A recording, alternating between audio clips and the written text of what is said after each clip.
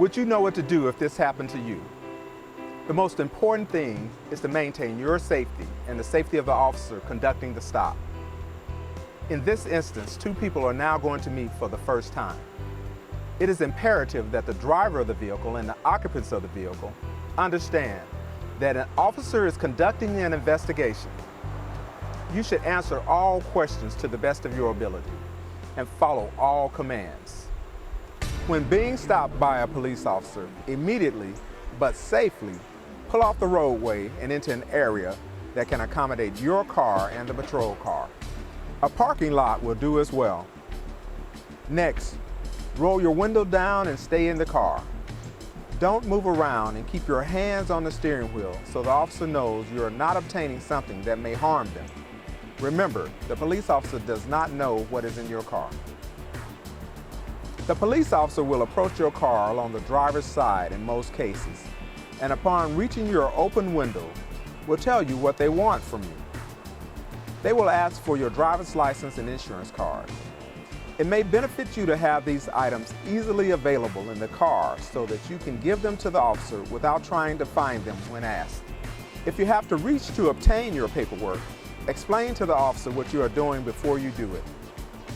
The officer will request your license and insurance. The officer will introduce themselves and tell you why you were stopped. The officer will take your license and insurance card and any other paperwork you give him back to the patrol car to confirm they are valid.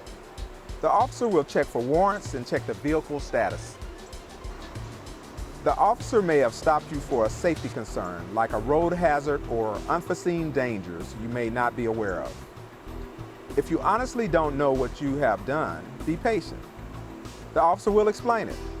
If you haven't done anything wrong, there is no reason to be scared or apprehensive. Remember, the officer will have a video camera on your car at all times. Again, stay in the car and advise all occupants of the car to remain still unless the officer tells you to get out. When your documents have been checked, the officer will discuss the resolution to the investigation. How you act during the investigation will determine how long you may be detained or if further investigation is merited or warranted. You may even be asked to step out of the car. This is not the time to light a cigarette or throw things away. Follow the officer's instructions so you and the officer can end your encounter safely.